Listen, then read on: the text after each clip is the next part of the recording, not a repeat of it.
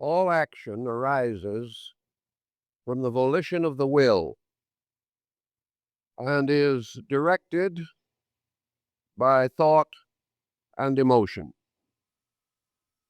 Thus, it becomes obvious that our activity patterns arise in ourselves, and the importance of the integration of these patterns is obvious in all of our daily relationships with other people.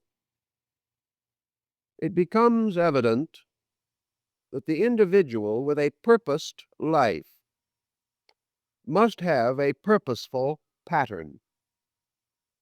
If there is no integration or organization within the individual, there can be no true continuity of action, and the person is subject to self-contradictions. Also, lack of insight as to purpose or meaning destroys the validity of any single action that may be performed. Without purpose, the individual lives by a series of incidental circumstances. His conclusion at any one moment may be valid or not valid, but it lacks relationship. It lacks dependency upon previous decision. And most of all, it fails to reveal any broad, general purpose. Today, in our Western life, we are so accustomed to the philosophy of emergency that we use the mind and even the emotions principally in a crisis or in a situation which seems to demand some immediate action. As soon as this crisis is past, we again drop back into purposeless thinking. As a result of this negative habit, it is obvious that most of our worldly affairs become confused, our path in life is indistinct, and we are without the support and strength of our own valid judgments. To meet this emergency, therefore, the concept of enlightened conduct was developed very long ago. The idea of it being that all conduct must have meaning. Now, it does not always have to have an overwhelming meaning. We may have concepts of enjoyment or rest or relaxation, but they must all fit into a broad over-concept. There is the story, of course, that when Solomon was building the temple in honor of his father David, he engaged the services of a very skillful and cunning workman. And this man, who was an architect, a builder, an ornamenter of the great structure, went each day into the Holy of Holies, or the most sacred part of that building, and there he received from God the commands for the work of the day.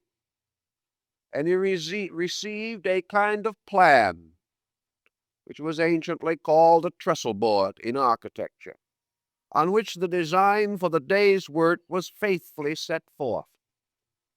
He then spent the day in fulfilling this plan, or advancing the building according to the will of God. Of course, this is an interesting symbolic report, for it tells us that in building our own temple, the temple of character, the temple of life, we must work from a divine plan, and we must have a certain inner communion with that plan.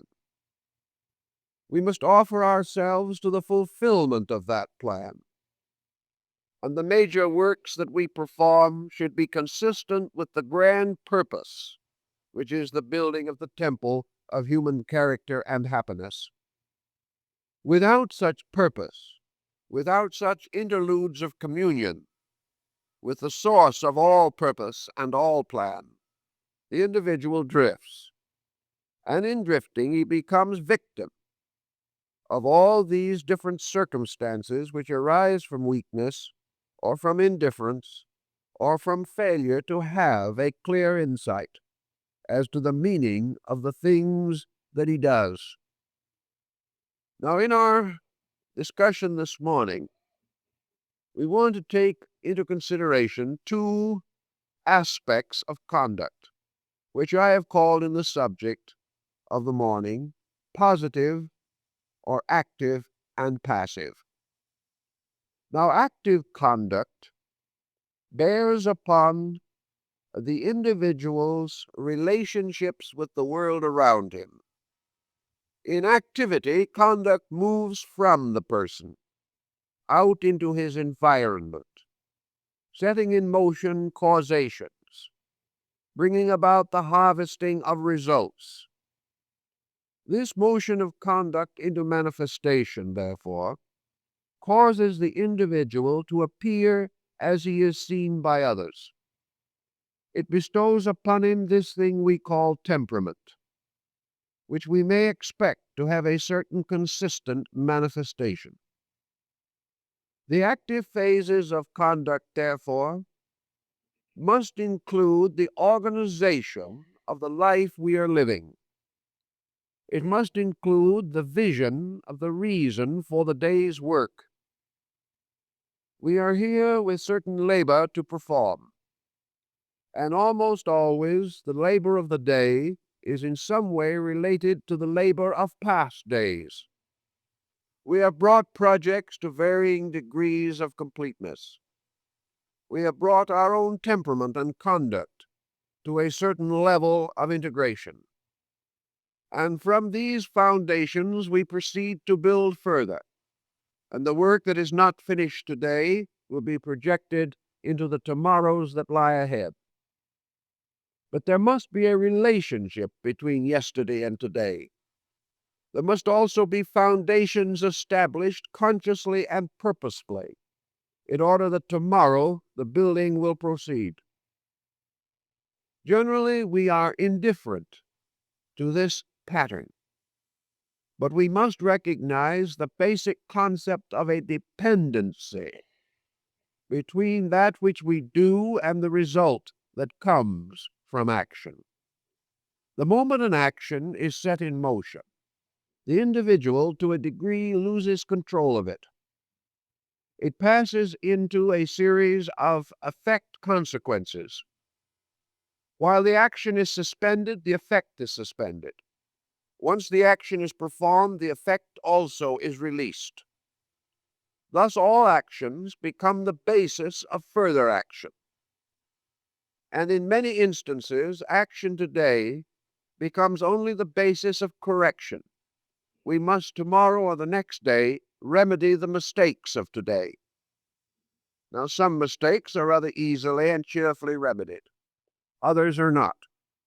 And most of the more serious problems that we face arise from uncorrected mistakes, or judgments basically so poor that correction becomes almost impossible once this action has been set in motion. Thus, in moving out into the world around us, we move into a precarious environment. We move into a situation fraught with dangers, with hazards, with complications. And the only way that we can cope with these difficulties is to plan our own action with the greatest of care. We are not careful in this respect. We have never trained ourselves to proceed in an orderly manner. Now, certain lines of thought, certain practices, sciences, and arts do give us a measure of discipline. And there are persons who have disciplined themselves successfully. They have reached a point in which they can depend reasonably well upon the clarity of their own pattern. These are the ones who move along with the greatest amount of security. Also, in their various occupations, they contribute the most to the general good, and usually in the end to their own good. If we have been subjected during life to some intense process of discipline. It may very well be that we have learned to use this power of our own consciousness. We have set certain regulations upon conduct, and these regulations prevent us from falling into excessive attitudes. Man has created around him in the world a structure of laws. These laws, which for the most part are unpopular, are nevertheless essential to the regulation of a society which has never learned to regulate itself. Thus, man has a certain measure of organization thrust upon him by the statutes and codes under which he lives. These codes punish him if he violates certain rules and principles. These codes are for the common protection of all men. And while at times they will work a hardship upon the individual, this situation cannot be remedied until man becomes a creature of obediences rather than a creature of disobediences. In the emphasis upon self-discipline, we also have, of course, the broad structure of education. Education as a method of discovering the truth may be uncertain and inadequate. But education as a method of subjecting the young to discipline can have very valuable results. Even though the child begrudges its daily journey to school, begrudges the assignments and the homework, and feels very frustrated, especially in good weather, by the confining atmosphere of the classroom, he does learn to organize his own life. He learns to do things at certain hours and times, and he also begins the experience of those regular occupations which must later take up the same time that he now expends in schooling. Thus, if he is an apt pupil or a fairly well-adjusted young person, he comes out of school prepared to work, able to set aside time and hour to the sacrifice of self-interest, to the necessities of life. If, however, he is unadjusted, schooling may fail him. In any event, however, it is this discipline factor which must be brought to the attention of the young that determines to a large measure the happiness and success of the later years of life. To assume this discipline, if it has not been conferred by circumstances, requires a personal activity of the will. The individual must settle down sometime, somewhere, and think this through for himself. Normally, he will not do this except in a matter of emergency. Only after his life has been a series of difficulties is he impelled or inclined to consider the possibility of correcting the tendencies in his own nature which have made these difficulties not only possible, but inevitable. I've always been deeply impressed with the Buddhist doctrine of dependency. This is the doctrine that everything depends upon something that precedes it, that no action stands alone, and also that no action is without its own dependencies. This cycle of dependency we sometimes refer to as the law of cause and effect. We recognize this law not because man has made it, but because it is obvious everywhere in the operations of nature. We may rebel against natural law, but we can never win this rebellion. Law will ultimately grind us back into conformity, sometimes at very difficult cost to ourselves. Dependency means that where we are now is the inevitable result of something, that this something is not an accident or a mere unrelated incident. It is the unfolding of a way of life. The careless person, the thoughtless person, unfolds a way of life which becomes a monument to his carelessness and his thoughtlessness. and this monument must be like the cause which produced it. Therefore, carelessness results in carelessness, thoughtlessness in thoughtlessness. And so we go along until somewhere in this procedure, our weaknesses or our inadequacies catch up with us, and we come to some sorrowful and difficult emergency. This law of dependency also has a cheerful and more hopeful side. If man does cause order, he will enjoy order. There is no way in which he can escape either the good or that which is not good, resulting from himself. Whatever causes he sets in motion must inevitably bear their fruit. And our present state is unquestionably and undeniably the culmination of the factors of character and conduct which have preceded today, and which will, to a measure, continue to flow into tomorrow, unless at this moment, here and now, we make some valid change in the circumstances. Man, however, because he has the power of volitional action, or has a consciously directed will energy, is capable of breaking pattern. He is capable of breaking away from weakness. He is capable of correcting that which is not good. He is also capable of compromises, which will lead to further complications. Thus, at any moment, the individual does have control of himself if he wishes to exert that control. But the moment that this instant passes, that which he has not controlled becomes part of the pressure upon which future things will depend. Thus, every moment that we permit our undirected or uncontrolled attitudes to influence conduct, in each of those moments we are creating new trouble. And this trouble will continue to accumulate until it becomes a heavy burden of suffering upon the soul of man. First, then, let us see how we could, in a reasonable way, affect the first or active phase of our conduct toward enlightenment. Enlightenment is a term which has been used in religion and philosophy, and to a measure in psychology, to signify a state of adequate internal awareness.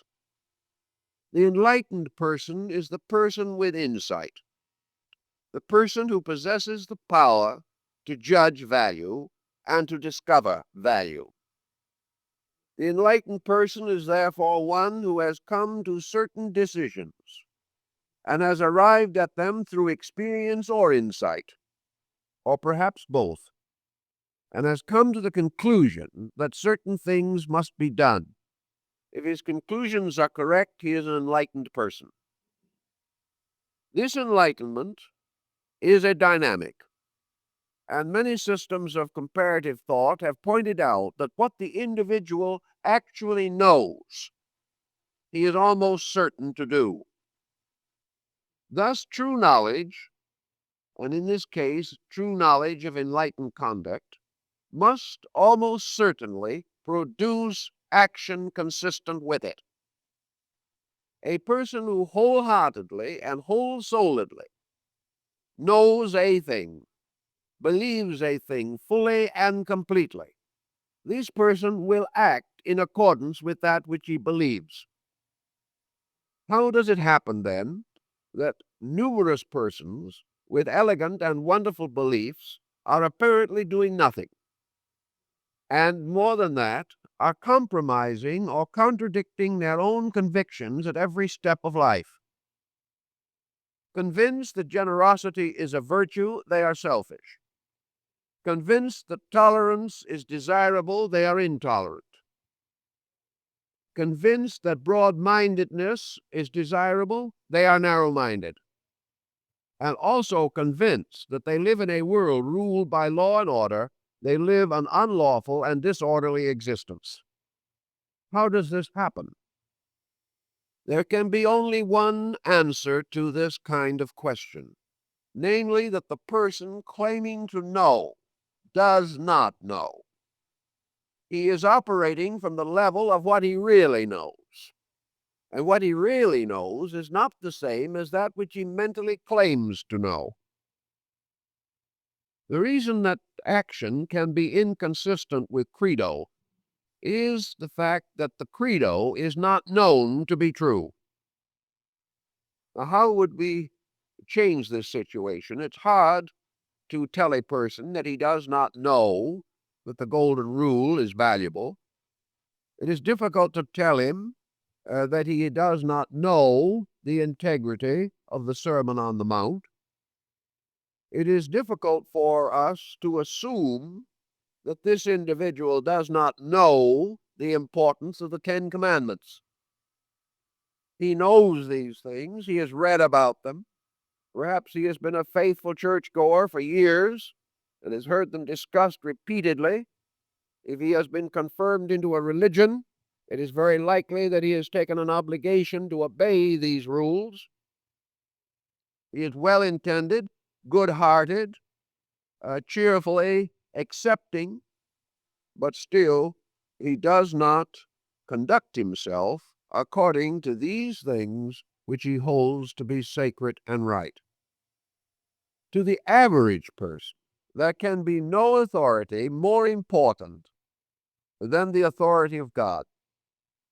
There can be no question, therefore, that the admonitions have come from an inferior level, not likely to cause respect or acceptance. The individual cannot be convinced by logic if in his own mind as a religious person he is not convinced by the teachings of his faith or his belief.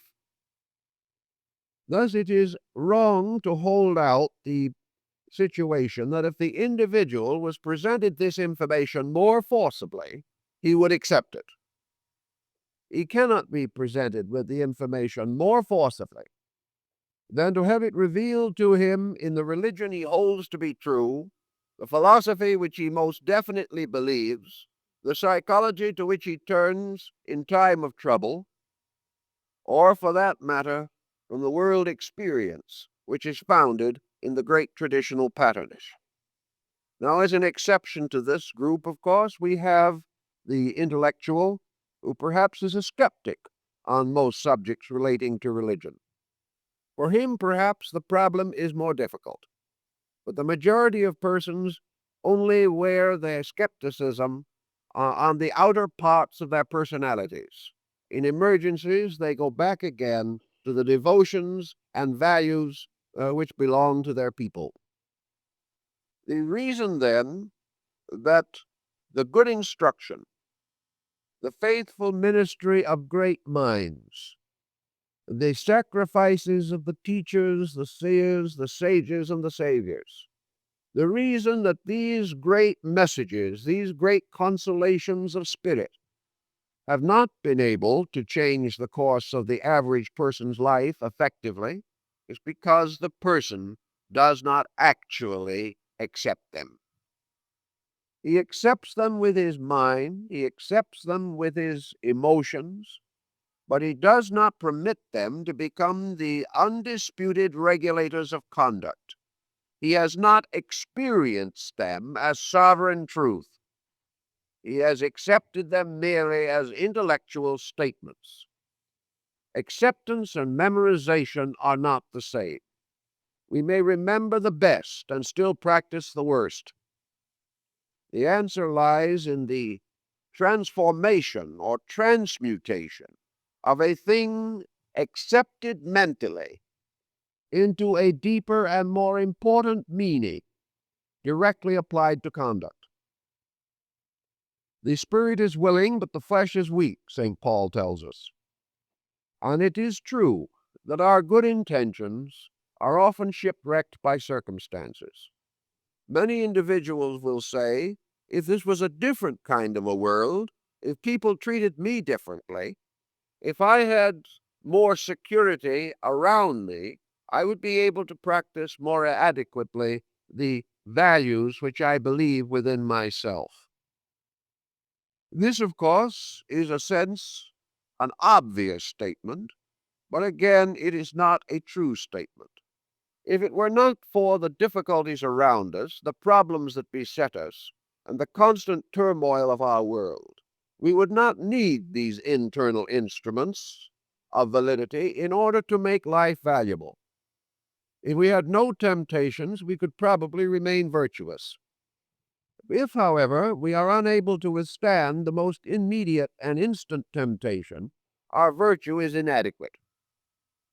There is no reason why we should insist that the temptation is the cause of our downfall. The cause lies not in the temptation, but the inability of ourselves to withstand it. Many persons tempted do not succumb.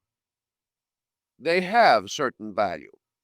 Now, this often means that in a large area of the personality, the individual does have certain adequate defenses. There is nearly always, however, in the person some area where his strength is not great enough. This area is almost always in an area of selfishness or self-interest. The individual can live a very noble doctrine as long as it doesn't cost him anything. But when it interferes with something he wants to do, when it interferes with the pressure of desire, when it interferes with the activity of his own opinion, he is likely to follow his own way and neglect those ways which are real and proper. Thus, in moving out from ourselves the volitional energy which animates conduct and makes it possible for us to do things, this energy is not adequately directed by archetypal code. We do not have a clear vision of the world in which we live. We do not have a clear insight into the laws governing it. We may study these laws, we may memorize them, but if they had not become vital guides in conduct, we have not yet experienced them or known their true virtue in application to ourselves.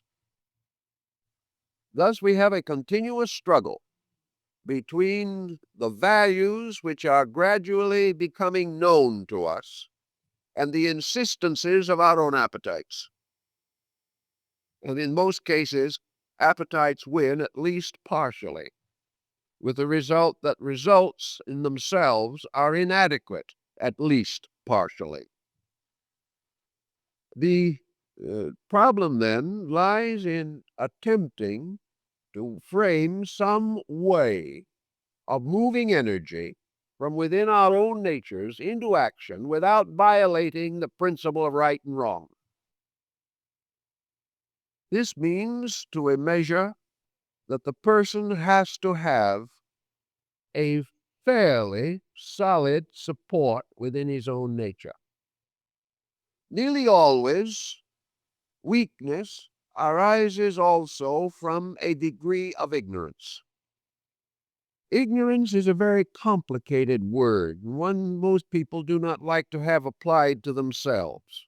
They always know someone else who is ignorant, but their own peculiar inconsistencies are not ignorance. They are sort of a divine right, contrary to the laws governing everyone else. This is not always highly demonstrable, but most satisfactory as long as we do not attempt to apply it.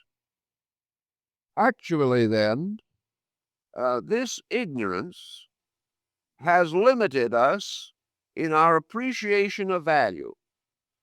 Ignorance makes the universe seem small. It makes the laws of nature seem unimportant. Ignorance clouds all value. Ignorance deprives us of constant experience and example insight. The person who lives in a state of ignorance is unable, therefore, to build up his own recognition of the values in the world he lives in. The ignorant person, for example, lacking scientific knowledge, lacks the scientific key to the operation of the entire universal process.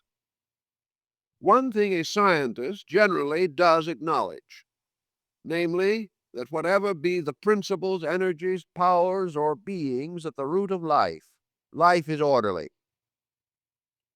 that laws are immutable, and that science advances by obedience and not by disobedience. The scientist has found a world of exactitudes. The average ignorant person is unaware of a world of exactitudes. They live in a world of passing things. Again, ignorance of art will cause the average person to be deficient in his understanding of the laws regulating beauty. He is therefore deprived of the understanding of those laws operating within himself to make his life beautiful. The person who is completely deficient in music not only fails to recognize the vast harmonic pattern of the universe, but is unable to cultivate the harmonies of his own life. Thus, various arts and sciences in all areas contribute ultimately to the recognition that our world, this sphere we inhabit, is a magnificent, purposed instrument, that it is a wonderful thing rooted in laws, and that these laws are its security and the security of every creature inhabiting this world. If, however, we are unaware of all this vast area of knowledge, if we are unaware of the law of cause and effect operating in history, if we are unaware of the principles of dependency revealed in economics, if we are unaware of the patterns governing conduct as represented in legislation and in law, in jurisprudence, if we are unaware of all these principles which men have identified and upon which they have built great systems of learning, if we have no concept of these important values, then we are unable to control or regulate our own lives with full confidence. Thus, ignorance is not so much that we are deprived of a particular art or science. Rather, we are deprived of a window looking into universals, by which we might be able to perceive more adequately the rules and patterns operating everywhere in life. Thus, ignorance, in a sense, weakens us by locking away from our attention things which, if seen and understood, would alter our lives. And knowledge is always to be considered as that form of gradually increasing insight by which we become more and more aware of the things as they are and the need of our own adjustment with them. If we can, therefore, have a somewhat larger personal insight, if life has brought us into contact with forms of knowledge that are valuable to us, these should contribute something to the recognition of a lawful universe. The person who has formed a successful business realizes that he had to build according to law, that he had to follow rules and patterns, that he had to derive insight and understanding at first perhaps from other organizations that had succeeded in a similar field. But ultimately his problem became highly individual, and his success ultimately depended upon his judgment. Judgment trained by experience, by observation, by reflection, by experimentation, and by recourse to the traditions governing the thing he is doing. It should seem, therefore, that a person, by experiencing the operations of these laws, can scarcely fail to be moved to a kind of conscious acceptance. It is difficult to imagine that a person who has learned the laws governing the management of a vast industry, should be totally ignorant of the laws applying to the management of his own family, to his own personal conduct, or to those most immediately dependent upon him in the various relationships of life.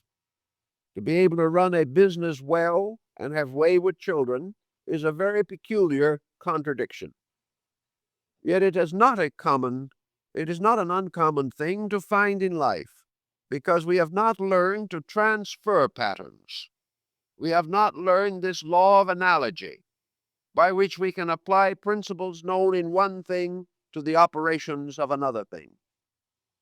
We have isolated various ideas, prevented them from making a total contribution, limiting them to some special endeavor, and not recognizing that the laws governing one endeavor reveal to us the lawfulness of the pattern underlying nearly all endeavor. To be thoughtful in these points is therefore to have a certain victory of our own consciousness or our own conduct over the circumstances which had previously tormented or annoyed us. If then it is true that experience will demonstrate to us not only the lawfulness of a world pattern, but the need for a personal pattern, if this can be brought home to our attention, then we probably discover that we are in great need of instruction, help, guidance in the integration of this neglected area of ourselves. So in our enthusiasm to get something done quickly, with the modern tendency toward the efficiency complex, we dash madly to someone for help. We wish someone to help us to arrange our lives, to reveal to us that which is necessary. We go to an analyst to have our character analyzed. We've been living with it for 60 years, but we have to have someone else tell us what it is. We are convinced by this time that we have so hypnotized ourselves that we are unable to recognize our own mistakes, and this is largely the case. So we go to this analyst and pass through the humiliating experience of having our so-called well-adapted personality torn to shreds, to discover that actually our entire life has been built upon the fact that we were spanked too young. This situation may therefore result in a tyranny of circumstances affecting our success and failure for the next 3.5 score of years. Thus, the real source of much of our conduct is so dim, so uncertain, and in its own nature so unreasonable that it is utterly ridiculous. But we do not even realize this. Often by the time we go under analysis, we are in a pressing difficulty. The house of cards that we stacked together so promiscuously has fallen apart. We are in that highly receptive state of failure, which is about the only condition an individual can be in and admit that he needs anything. In this condition, then, the emergencies have already taken a heavy toll upon our abilities and our energies. We perhaps at that moment are in a definite need of help and willing to accept it. But when the help comes, or when we do a great deal of thinking about it, we are in another emergency. And this emergency is, can the average person sustain with dignity the sudden discovery that he has been a mess for 50 years, that everything he has been done badly, that he is responsible for the innumerable conditions which he has blamed on others, and that, largely speaking, he has wasted the best years of a very good life, that he has been wrong from the beginning, and it was only his own intensity of energy which managed to carry him along until in older years the intensity lessened and suddenly the emergency confronted him, and he no longer had any resources, physical or psychological, with which to combat this emergency. It is true that many persons in older years are unable to make this adjustment adequately. I've known a great many cases of older persons who have simply declined to consider the situation on the ground that it will be more comfortable to die as they are than to change in years when practical result of changing will not be very great. The attitude, of course, is wrong. That the person is able to improve as long as he is able to breathe. And it is far more important that he does improve. It may be that it is also certain that he cannot completely restore the life he has wasted. But there's no reason why he should waste another 5 or 10 years and be that much worse off. The only reason he can do this successfully is his own inner consciousness does not conceive of the fact that there is anything beyond this life which might possibly appear as a factor in this compound. He believes in immortality. He is certain that when he leaves this world, he will rest in Abraham's bosom. At the same time, it does not occur to him to make any correction here and now because it's too late. Yet the good book tells us that the departure of man from this world is the beginning of an eternal existence. But in enacting, the departure from this world is the end. And it is too late to do anything about eternal existence. Must be awfully late. This problem also presents other situations. Supposing the individual looking back over a long life, rather selfishly spent, imagines in some small cellular area of the brain that he must face in the universe some accounting for his conduct. Perhaps the desolating thought of immortality is true.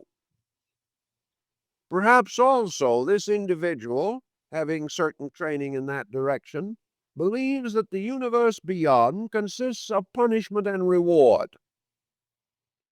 That in this other lifeness which opens ahead of him in the not too distant future, things are going to be weighed and measured according to facts. If so, is it too late at any time while we are here to try to put these facts in order? Also, can it ever be too soon? This is a very moot question. The young put it off for aged years. The aged put it off because the grave may end the emergency. Now, the materialist has some consolation in this thought, but there are so many other things about his beliefs that are not consoling that this is scarcely to be regarded as compensation. Actually, the individual has no belief in anything if he is not anxious to improve the first moment he recognizes the need. If he does not carry through this impulse, he simply has no belief. He is taking the long chance that in some mysterious way he is going to fall on his feet, either in this world or the world beyond. But he has no just reason to assume this to be true. He is simply optimistic, or like the small child, is convinced that the parent's punishment cannot be too severe. This type of thinking makes, again, for confusion in immediate conduct. And where this confusion continues, the conduct produces more and more misfortune. Another interesting situation that arises in many of these problems is that the individual having certain wrong ideas upon which he has perhaps built a very fanciful and inadequate life, is able to hold the belief in these wrong ideas, perhaps for his entire earthly span. One of the reasons why he is able to hold on to error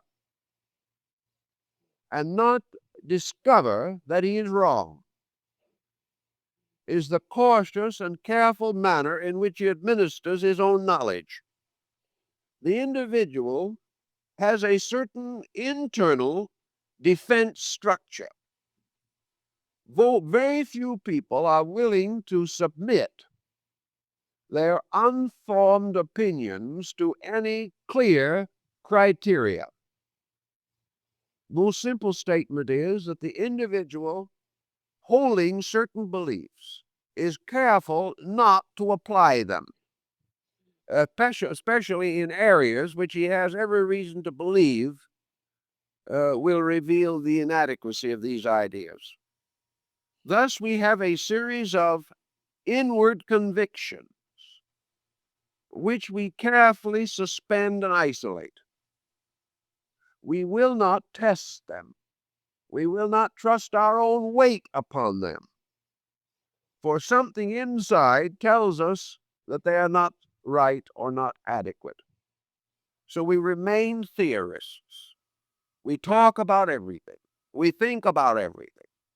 We give the most sage advice to innumerable persons, at the same time praying in our hearts that they won't follow the advice.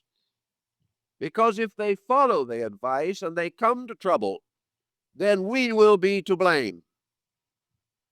Thus, we do not want to open ourselves to this kind of blame. Furthermore, we do not want to get into the condition in which we blame ourselves for our own action. This is humiliating. And rather than subject ourselves to this, we simply either evade action or refuse to accept consequences. There are a great many things that the individual does for which he has ready excuses. These excuses are not reasons. They are not factual, but the individual manages to sell them to himself. Thus, by continuously excusing his own conduct, or continuously attempting to transfer the cause of his trouble from himself to someone else, he is able to maintain an attitude of innocence down through the years. But this innocence finally falls apart also, because the person cannot deceive himself indefinitely. The facts are always there, and sometime these facts will assert themselves, and there is nothing that we can do to prevent this. It means then, for practical purposes, that in problems of conduct, we must begin in the active aspect of conduct to censor or guide or direct or give certain thoughtful attention to the impulses that flow from within ourselves. These impulses are nearly always stimulated by some external circumstance. An individual does something. We rise to this challenge. Another individual wants something. We react to their desire. Thus, the stimulation of a large part of activity comes from the pressure of circumstances, particularly the pressure of a tight spot, which causes us to immediately bring all available resources to bear to extricate ourselves.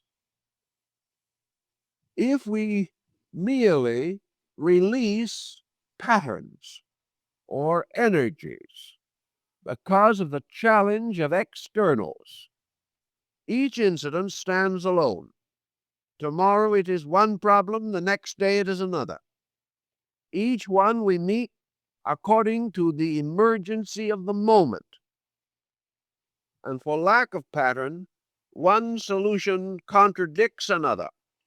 And in time, we find that we've accomplished very little by these inadequate, fragmentary decisions. There has to be a reason. There has to be a purpose, or the thing that is done will not be adequate. The only way that we can arrive at purpose concerning objective action is to determine the reason for self. Why are we here? What are we here to do? What is the long-range strategy of our life? In what way do our plans turn or move? Why are we performing any action at all?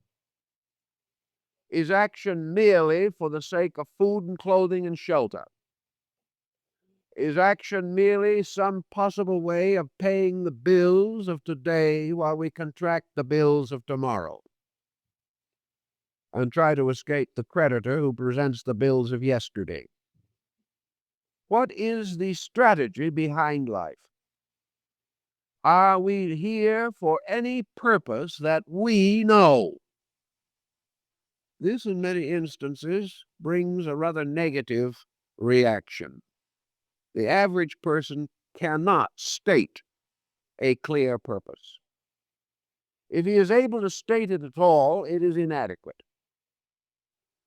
It is merely a purpose resulting from the acceptances of the pressure of responsibilities. He is purposed, yes. He is working because he wishes to be a respectable member of society. Or he is working in order that he may gain sufficient means to have leisure in his advanced years. Or he is struggling along from day to day until he can collect his old age pension. These problems represent purpose. Another man's purpose is to send his children to college. Still another one's purpose is to try to keep his children out of jail. Still another person's purpose is to establish some kind of a status. He wishes to outshine his neighbors. He wants a larger and deeper swimming pool than any other one in the neighborhood. For this he will struggle, sacrifice, live, and die. Now, these various purposes, of course, can be attained. And we can adapt our energies to these ends. We can do it so completely that we can have the largest swimming pool in the neighborhood. We can do it with such efficiency and intensity that we can ascend a ladder of status to a certain degree. We can go as high as our capacities will sustain us. But with this type of purposing behind us, we lack one of the most essential principles, and that's moral directive. Unless the purpose is meaningful, truly meaningful, it does not bring into focus the more meaningful parts of our own natures. It may well be that the conscientious businessman makes a code of honor that he resolves that he will not achieve unless he can do so honestly. This honor and honesty constitute moral virtues, but these do not exhaust the moral needs of man. These needs go further and deeper. Action, in its long scheme of things, cannot be merely mechanistic. Most of the ends to which we apply energy today are purely physical. Most of our activities, mental and emotional, are on the level of the physical or the appetitive part of our own natures. Thus, we deprive ourselves of the more luminous values of internal consciousness. The purpose of true consciousness is to know, is to grow, is to unfold the potential that is within us.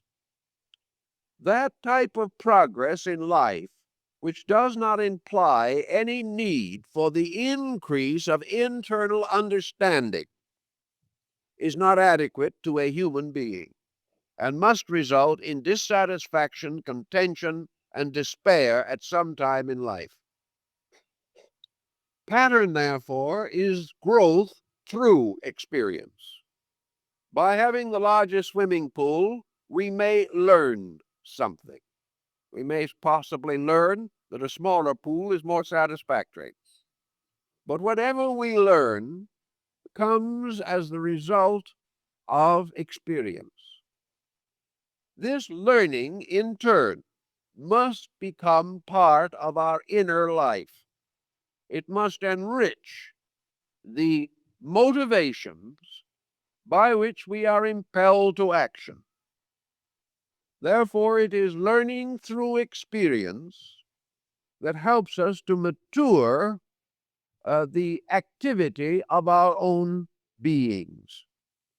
Our will becoming moved toward activity must pass through the censorship of our thoughts and emotions. If our minds are ennobled and our emotions are enriched, we are going to be impelled to a better level of personal conduct on the active side of life. The more we have in us, the more that can come out. The deeper and broader our inward consciousness, the more mature our material conduct will be. And it is only maturity of conduct that can protect us from the tragedies resulting from immaturity of conduct. Our troubles arise from our own inability to function on a mature level of thought and emotion. There is no answer to this except the improvement, the maturing of these parts of our own psychic lives. Maturity is enrichment. Maturity is the individual coming into the contact of that with that which is better. Maturity is the continuous bringing of experience into the inner parts of life, so that the mind and the emotions are enriched by thoughtfulness and contemplation about the results of conduct. Thoughtlessness denies all this. The individual caught in the web that threatens thoughtfulness may escape by road of some barbiturate of one kind or another. Thoughtfulness in most people produces a headache. A headache, in most instances, requires aspirin. And if you believe your television, there are several forms of this, some of which are practically a doctor's prescription. So you may have your choice. But perhaps some people need their headaches more than anything else that happens to them, especially if this headache is a symbol of a struggle to think. If you have first used a muscle that has been idle for many years, it will ache considerably. The person who has allowed himself to get out of physical condition and suddenly using stressful exercise may be quite ill as a result. But unless we pass through this process of reestablishing muscle tone, we must remain physical weaklings. And the discomfort is compensated for by the ultimate achievement of that which is desired. The same way in thinking. Thinking is very painful in its early stages. In fact, it has discouraged innumerable persons at the beginning.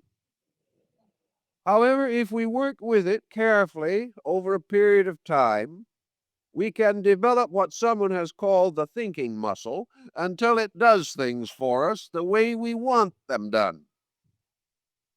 The mind becomes active and available. And because it is active and available, there will be fewer headaches. For most headaches arise from stress or strain or tension or worry or fear. And these are not so likely to afflict the truly thoughtful, intelligent person. So by gradually strengthening the resources of our own mental, emotional equipment, we live better. We are more thoughtful by instinct rather than by desperate effort. It does not require a great effort for a thoughtful person to be thoughtful. But for a thoughtless person to become suddenly thoughtful requires not only a completely superhuman effort, but is factually impossible. Therefore, we have to grow into these attainments which we desire. Now, the second and contrary phase of our problem deals with what we might term, we have called the passive phase of conduct. Now, the passive phase of conduct deals with that aspect by which we handle what comes into us from the outside. In this case, we are not going out like some knight errant conquering and to conquer. We are also confronted continuously with emergencies that move in upon us, emergencies that move in upon our thinking, upon our emotions. We must handle that which happens to us. Now, in many instances, what happens is simply the result of what we have done. But regardless of the detail involved, whether we wish to accept this or not, we must cope with what arises. It's possible that the delinquent child is the result of our own failure to correct and direct that child. But when it becomes a delinquent faculty in ourselves, which has been neglected or improperly cultured, the result has to be endured. So we have certain things moving in on us continuously, a series of passive acceptances. The universe moves in upon us. It moves in on us in many ways. In some ways, we are aware of this motion. We have certain cognition of it. In other ways, we have no awareness of what is happening until perhaps a very large pattern of circumstances has built up. One common problem, of course, is our adjustment to those phases of universal existence which we cannot change. In a certain limited area of symbolism, man has recognized the need for obedience and practices it. For example, we are all subject to seasons, winter and spring and summer and fall, and we may as well adjust to them. If we do not like the particular climate where we live, we can try another. But as we go along through life, we discover that the perfect climate lies only in our own souls, and that wherever we go, it will either be too hot or too cold, too dry or too wet, or something will happen. A man who found out that there was a certain place in the world where the temperature never varies over 5 degrees from 70. He said, "This is where I want to live." He came back shortly after, rather disillusioned, because he said the book had failed to point out to him that the temperature was correct, but that the annual precipitation was 350 inches. Therefore, he only saw the sun on very rare occasions and lived in a condition of perpetual dampness. So climates and all these things men have to adjust to. And we do adjust to them. And sometimes we wonder how other people adjust to some that they like. It's a little difficult to find an individual longing, yearning year after year to get back to the splendid atmosphere of Death Valley. This is a little hard for us to understand, but there are people who would rather be there than anywhere else on earth. And under the existing conditions, I see no reason why they should not be allowed to be there. But we do adjust. We adjust to day and night. We adjust to the natural motion of elements. We adjust to the flowing of the river through our city, or to the ocean that laps upon the shores of our coasts. We adapt ourselves to storms and rain and lightning and earthquakes because we have to. And in this area of adaptation, we must build whatever defenses and supports that we can to protect ourselves insofar as we are able to do so from situations that in their fullest expression are beyond our control. So we gradually build our defenses against that which we cannot cope with. We build them as best we can, entirely certain that all of our defenses will be inadequate, but they will help. We adjust ourselves also to many problems of daily existence. We adjust ourselves to the need of food, shelter, and rest.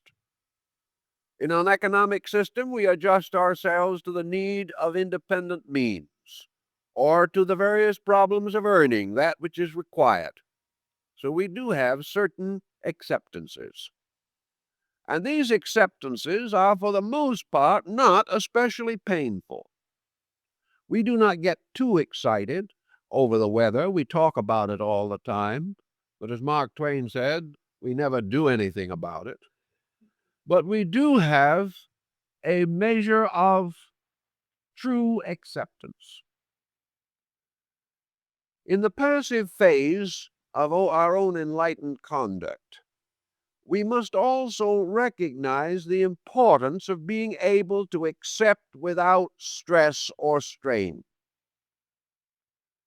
The moment anything that happens to us is viewed from an enlightened internal relationship, most of the misfortune or dismal circumstance is removed from the incident.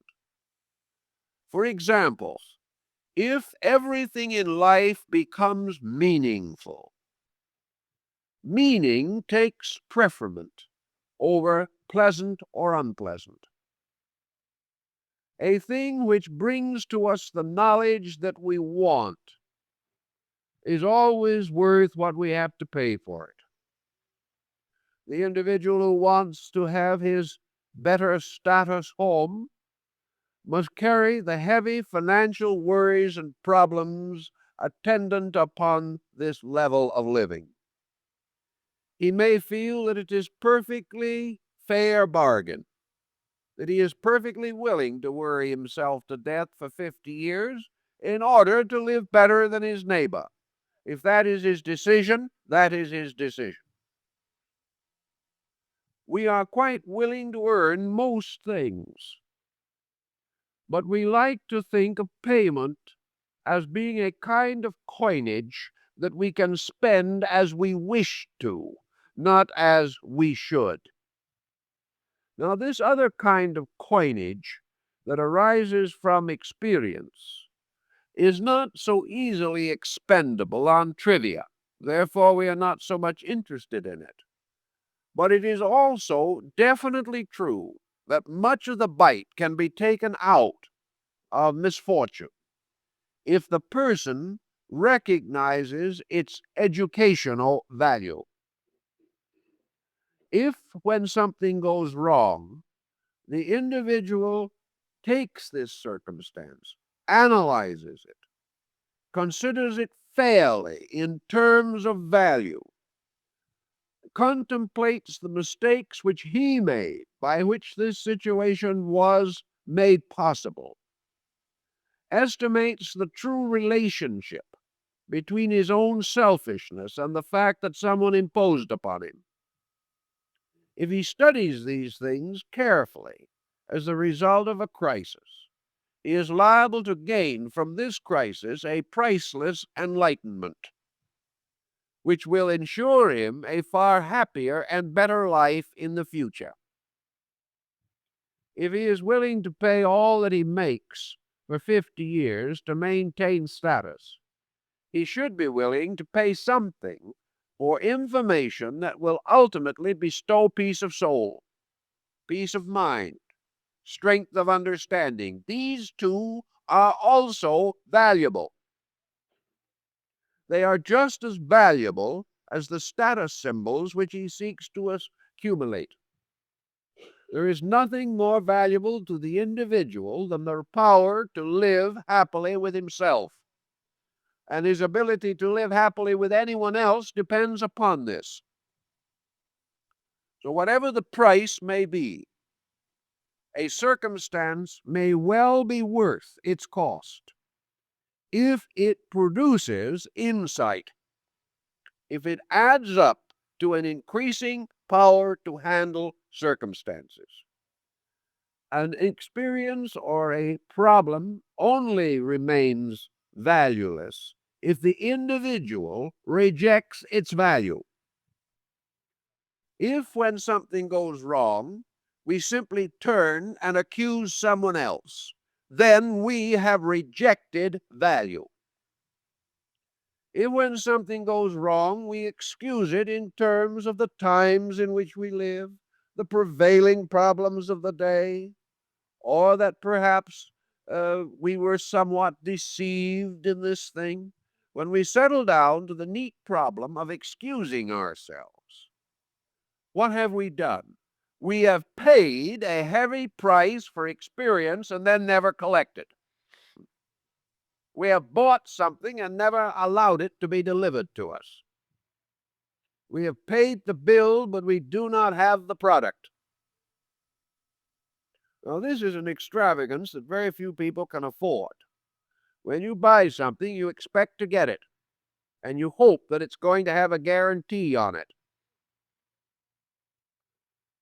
But if we take any experience in life, and having suffered or endured or merely lived for a long time, and out of all of this has come nothing but the conviction that the world is a terrible place, and that we were born to suffer, and that everyone else in the world has picked on us, and that we have tried so very hard and have always been misunderstood, when these are the types of convictions that arise from living, we have simply failed to receive the goods we bought and paid for.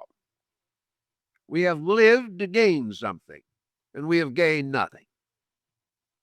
Because it makes no difference how much we prove the other person is wrong. This will never bring to us any additional personal experience of consciousness. Perhaps we have pretty good evidence that the other person was wrong.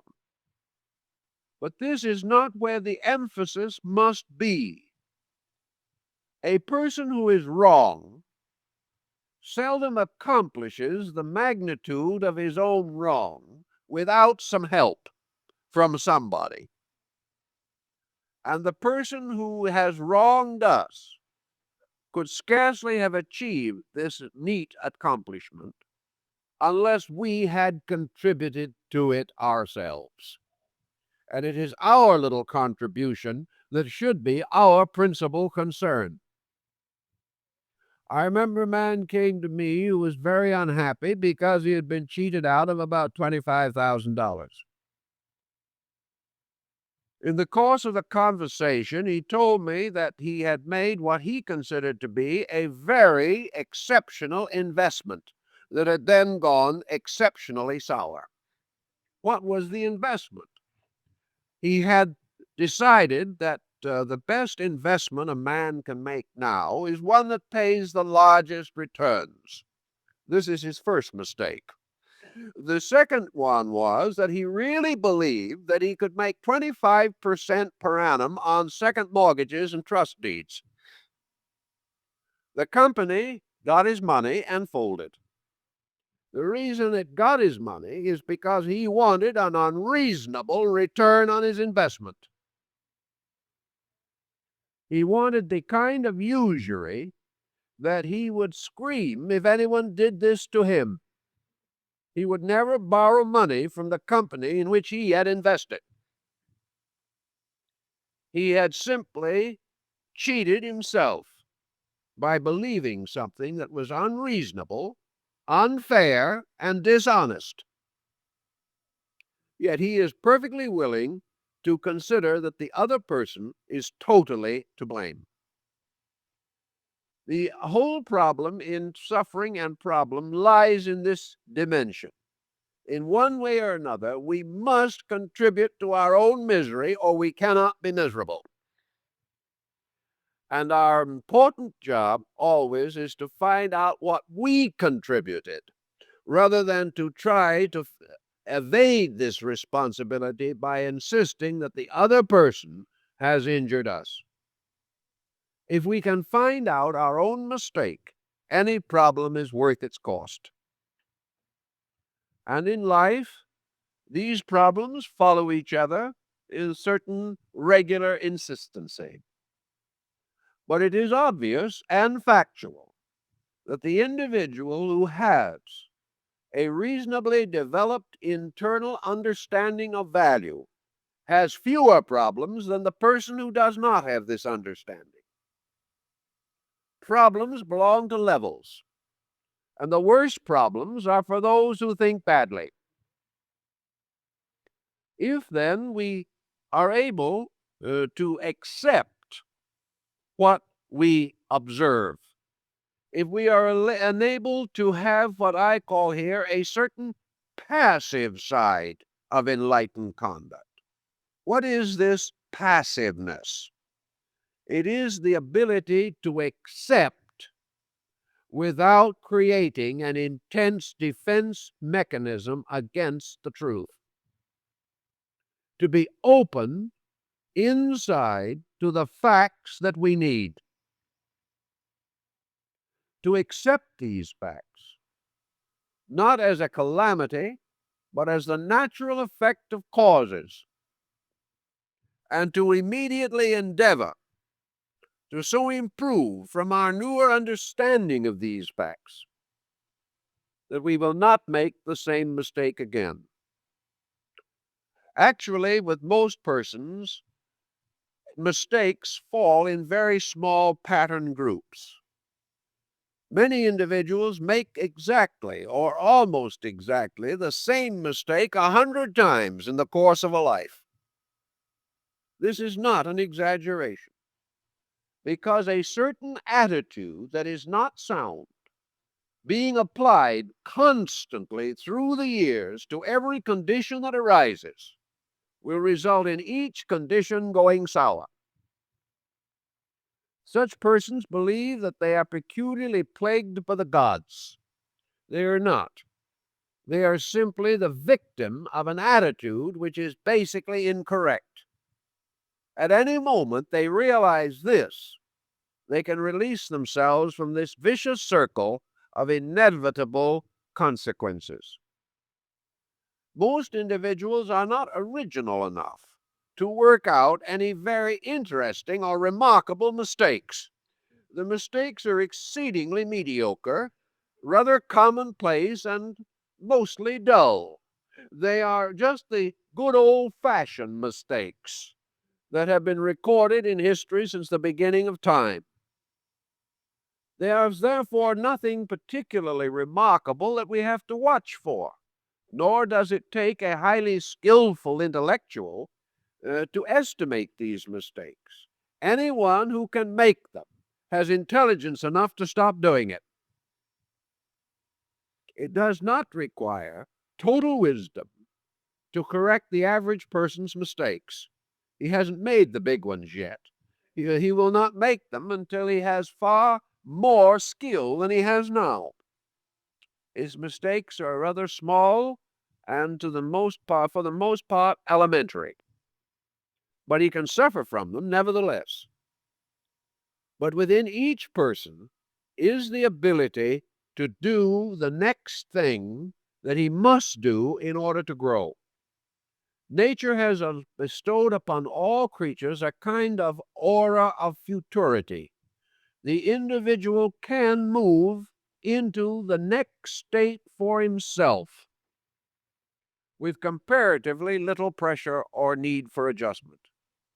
All that is necessary is the simple impulse to move rather than to become static. The individual who is static, of course, closes himself against the changing of his own personality to meet his own problems. This is a sad thing in itself. Only the person who becomes crystallized, mentally or emotionally, is willing to continue to make the same mistake indefinitely.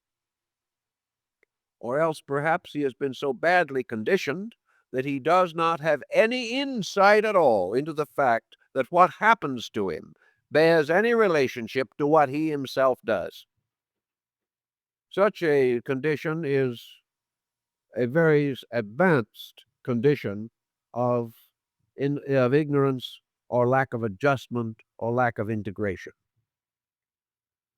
So we have this passive phase now, the ability to be quiet, be organized, be reasonably impersonal, and to allow experience to present its many faces to us, and at the same time not create a quick defense against truth.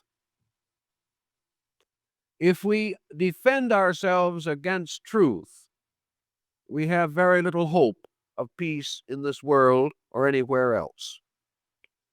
And the defense against truth is simply the defense of egoism. It is the individual who prefers to assume that he is right and the universe is wrong. He may assume this, but he can never prove it. But ultimately, nature will disprove it. So the more quickly we accept the sovereignty of law, the more quickly we will begin to relieve ourselves of pressure and tension. For the philosophically minded, the religiously minded, the law of cause and effect is probably one of the most important concepts to be brought home into the life of the person. This law is a very simple statement. As ye sow, so shall ye reap. Whatever we do will return to us. Whatever attitudes we hold that are right will be rewarded. They will be rewarded not by an outside power, but by the operation of their own intrinsic rightness. All attitudes that we hold that are wrong are of their own nature indefensible, and that which results from them must be wrong. And this wrong will perpetuate itself until the basic attitude is corrected. The individual who is wrong will always suffer. The only solution to suffering is therefore the correction of the wrongness in our own attitude, thought, emotion, or conduct. When we do that which is right in the way in which it should be done, the rightness in it will bring its own natural reward. The reward of rightness is adjustment. The reward of right acceptances will be that the individual is in harmony with the pattern for himself. The moment this internal harmony is established, it is easier and almost inevitable to assume that the exterior situation will move into consistency with it. A person who truly loves in his own heart is not going to hate in his thoughts or emotions.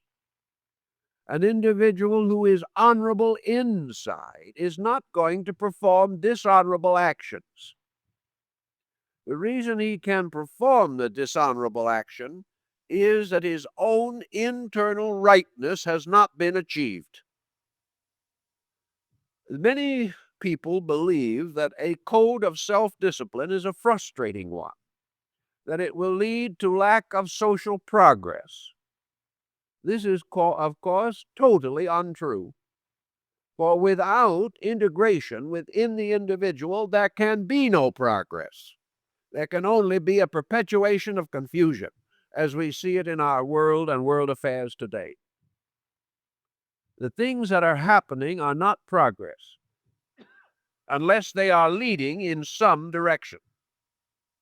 And if that direction itself is not constructive, then the actions are not progressive.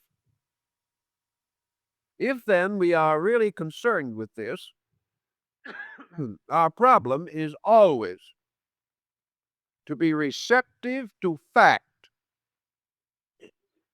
choosing to so instruct ourselves that we can work with fact, that we can use the fact of a thing as the basis of a new confidence in ourselves about the lawfulness of the world in which we live.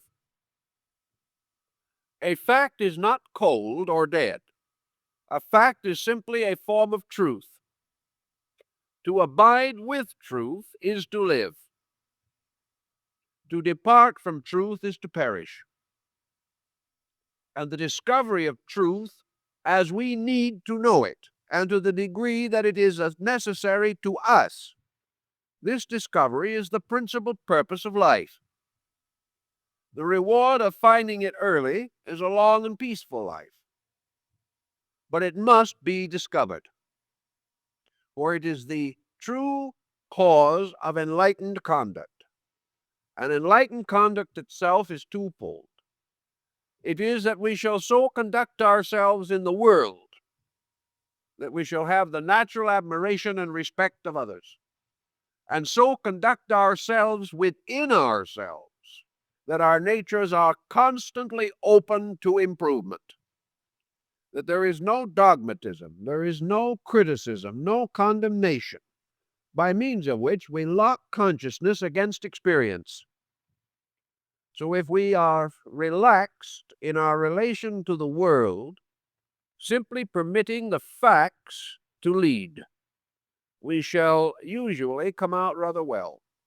If we are also relaxed in ourselves, permitting the facts to reveal their own natures, and escape from our determination to interpret facts to justify ourselves, we will naturally have a stronger interior resource with which to meet the problems of the day. Now, it's not assumed that we're going to make these grand achievements all in one moment. But there is no reason why each person cannot take a few minutes of his time, especially in moments when there is stress, to sit down quietly and think some of these things through reasonably, realizing that if he does not do so, his opinions will destroy him. He cannot escape. Man cannot bluff in nature. Nature alone holds all the cards all the time.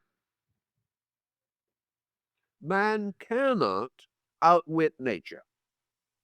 Man cannot refute that which nature proclaims. Man cannot vary the laws of the universe. He is only a mote in a sunbeam, and these laws extend beyond the furthest galaxy in space. Man cannot absorb the infinite purpose and move it to his own desire. But man can make a constructive adjustment with realities, by means of which they contribute to his maintenance because he has kept their rules. And any person who is in trouble has in some way broken these rules. We all break them. But when we break them, it comes to be a very good thing to be thoughtful about it. Try to put the situation in order. Try to find the value and build upon it.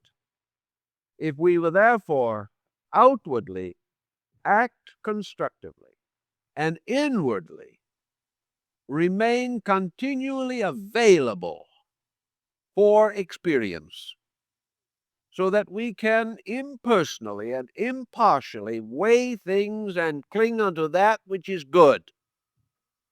If we can achieve these two basic purposes, even to a slight degree, life will improve.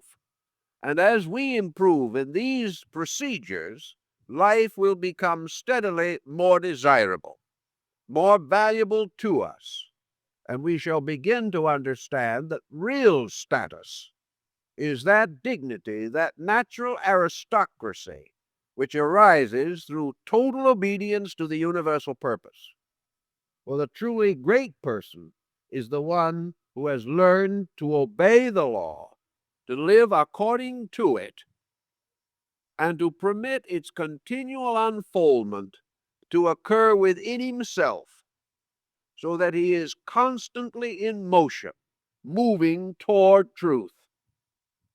Such a career represents the highest attainment of mortal man in this sphere in which he lives.